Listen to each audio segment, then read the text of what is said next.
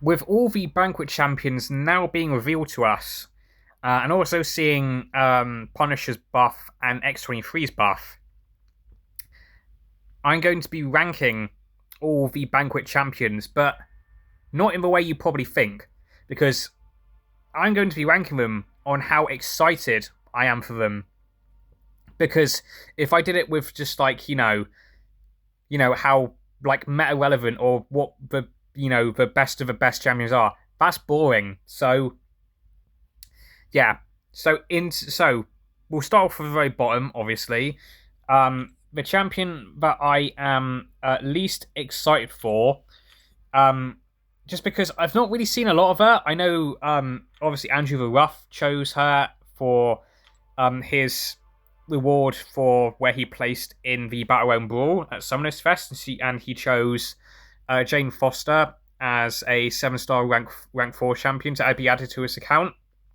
And she looked pretty good, to be honest, but I think I'm just not really that too fussed on Jane Foster. It just comes down to the character, really. I've never been really that in, I've much preferred just 4. So, yeah, I mean, she does look pretty good. I think it's probably going to be a case of the same thing with Yondu and Red Skull.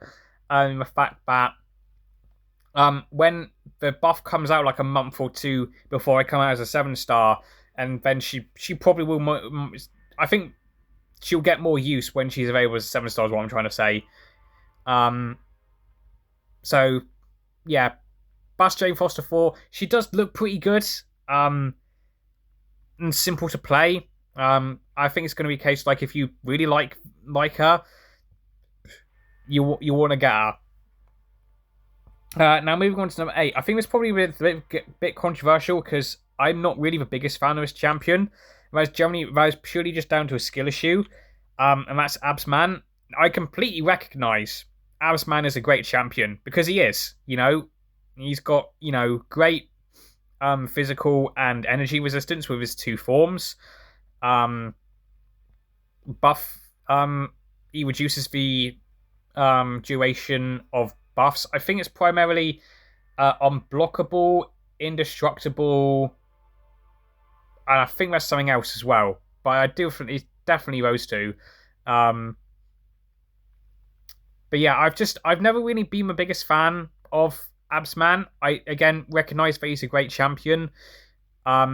He's just a champion. He's just a champion. That's just not for me. And that's what it boils down to. So, not if you like Absman, completely fine. And if you choose him instead of Kingpin from the selector in the Realm event, no arguments with you. No arguments at all. If you take him, fine by me. I'm just not a big fan of him. Moving on to number 7 is the newly buffed version of Punisher. And he looks like it's going to be a bit of an annoying defender, or just a bit of a staller because of his indestructible, really. So the fight could be a bit slow with him, especially with that indestructible because it's passive and not a buff. Looks like he's going to be a good Rhino counter, and I know Rhino saw a lot of defensive prowess in the Battle Realm Brawl, so he could be when 7-star Rhino comes out. For those of you who do have a 7 or 6-star Punisher, might want to take him up to deal with those annoying Rhinos. I mean, I'll personally be taking up another character on this list, but we'll get to that champion when we get to it. But yeah, not really too much else to say on Punisher. He's definitely going to be quite rare. I mean, the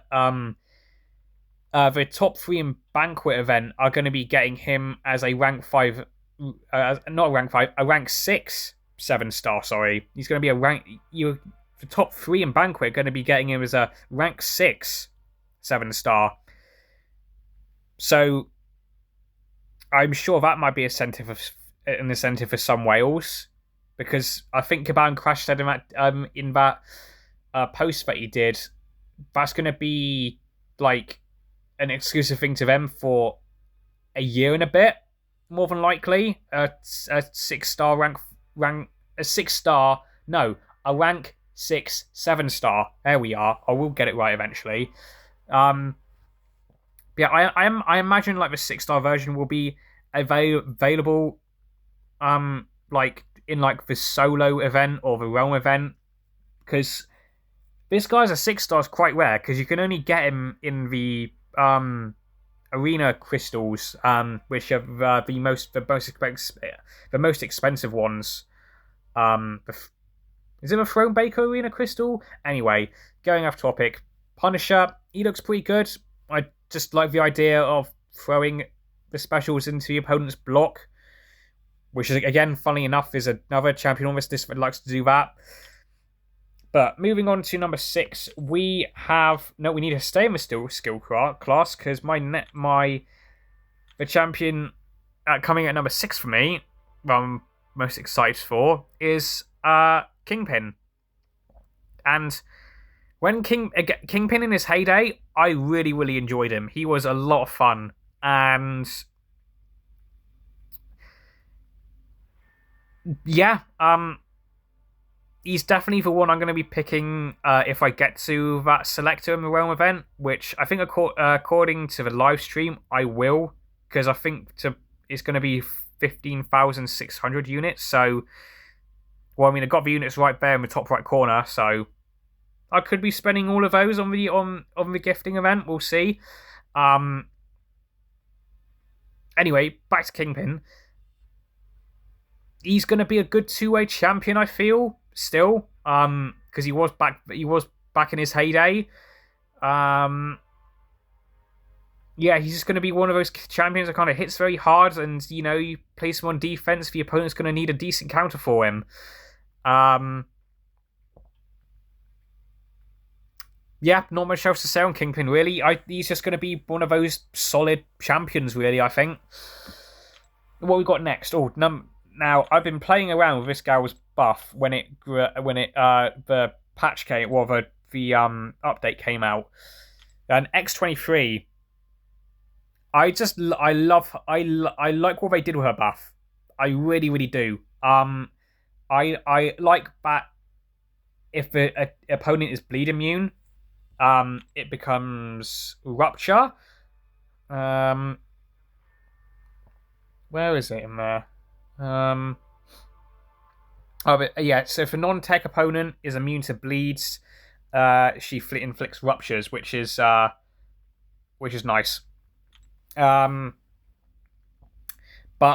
just for one thing I love about this buff is when you get into the frenzy mode, and you end it with that 4th light attack, the opponent gets stunned, and you just smash the light attack button, and she just goes berserk. Like, I've wanted a Wolverine that kind of does that in this game for a very, very long time, and I'm glad X23 has gotten something like that. Like, that is what I've wanted to do with any Wolverine character in this game, is just stab it, just like going nuts on the opponent, just stabbing them. Just what that little clip in the trailer for Wolverine PS5 where he's just ripping apart Cyborg. I've always wanted to do something like that in this game. I'm so glad we're able to do it now. I think she's gonna be good for. She does look like she might be good for Colosseum, especially with the build up of the frenzy. So she might be good for that. I could see her doing a little bit of stuff in Battlegrounds as well, given maybe some nodes for help out with attack increase, because I was already having fun with just a maxed out rank 1 X23. I wouldn't mind fucking around with a 7-star rank 3, maybe even rank 4 if I really liked her that much. But yeah, I think she's just going to be. Well, I think she was already quite a popular character in the community. I mean, she won the buff vote back in March or April. That Women's Day vote took place. So it's finally here in the game. She looks pretty good. I personally think she's a lot of fun to play. And I think she could be quite popular in the community as well. So, yeah, I think they've done a good job with the X23 buff. But now these next four, I'm really looking forward to. Really looking forward to these next four that we've got. So next up, coming in number 4, is the OG, one of the OGs, one of the most goated tech champions in the game, and that is Nimrod. Now, he's still gonna be really, really good. Like the only meta relevant mutant defender he can't do is onslaught. So he's still gonna be able to take. He can do Captain Britain. He can definitely do Jean Grey. Like he's still going to be really, really good. Even with like prowess and regen effects, he's going to be really good for that as well because he can just get rid of them. I'm pretty sure in one of his modes.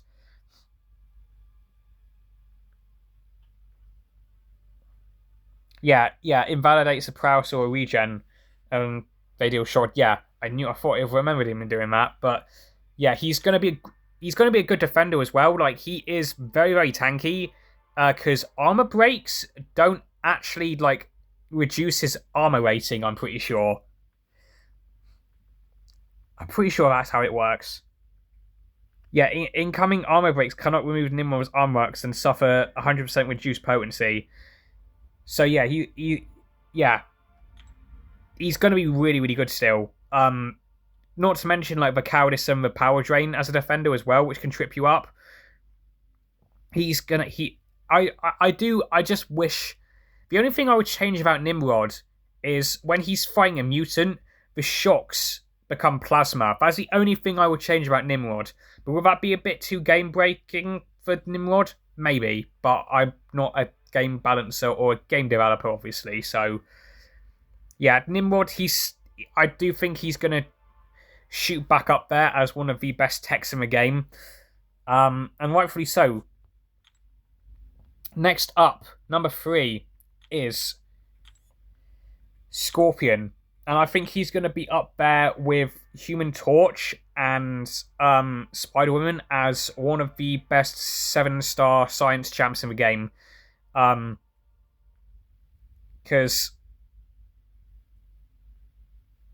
he's Scorpion. Like again, back in his heyday, he was so good. So good. I'm a bit of a sucker for a good Power Sting champion. Like I like my Spider-Ham. I like Spider-Woman. He's got great heal reversal with a Petrify, and also with his Awaken ability, he will steal that regen back for himself to keep him topped up, which is really, really nice.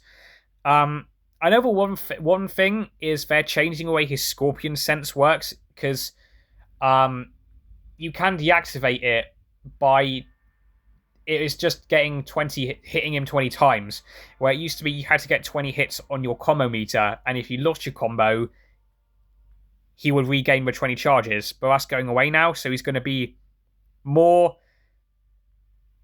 It won't be as annoying to fight anymore, because it might just be me. I sometimes had a problem with a defensive Scorpion sometimes, but most of the time this guy was used on attack because triple immunity and triple, ways to do DOT, rupture, shock, and poison. Like for a time, he was the only rupture immune champ in the game. So, the utility alone is going to make this guy shine. Not to mention the damage. So yeah, Scorpion, really, really excited for him to come back. But number 2, I'm still generally in shock and just surprised. Kabam are allowing 7-star Hulkling.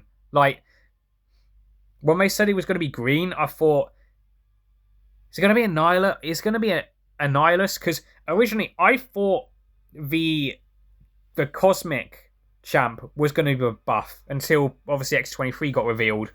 But we're getting 7-star Hulkling. And again, in his heyday, this guy was nuts. And he's still gonna. And when he comes out as a 7-star for the Banquet, he's still gonna be nuts. You know, he takes. I want to say nearly every single tech defender in the game.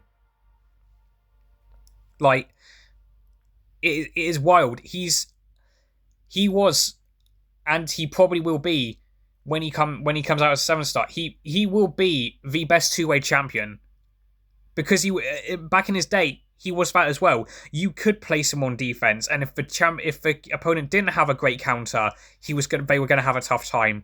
On attack, he hit like a freight train. You know, it's gonna. I can't compute it in my brain. Hulkling as a 7-star and Kabama giving us it. I thought we got CGR first because CGR's just an outright pure attacker. But the fact that we're getting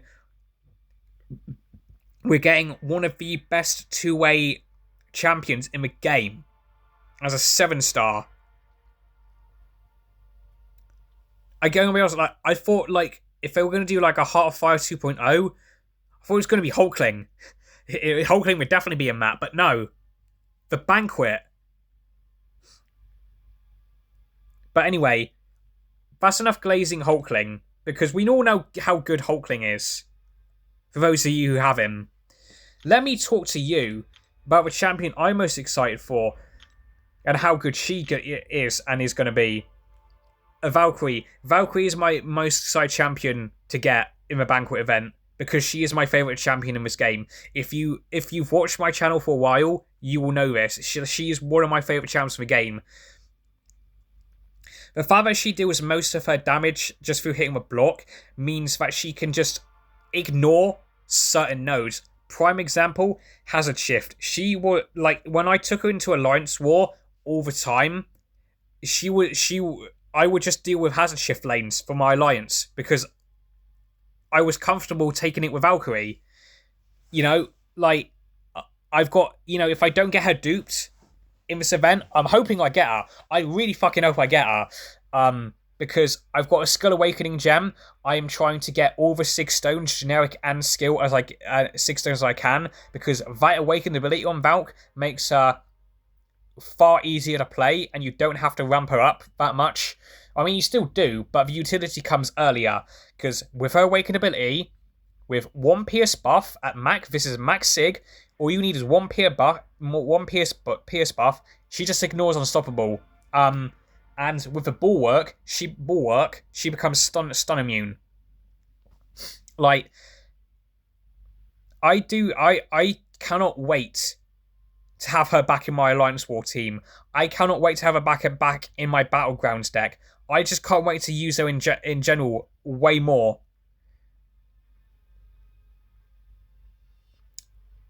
So yeah, before I start glazing Valkyrie, because I could talk about her for like 10 more minutes. That is going to be it for this video. So, if you enjoyed this video, feel free to like it. If you disliked it, dislike it. And if you like this video, check out some other content in this channel. And if you like my other content in this channel, feel free to turn that red subscribe button to grey. I shall see you all in the next one. Goodbye.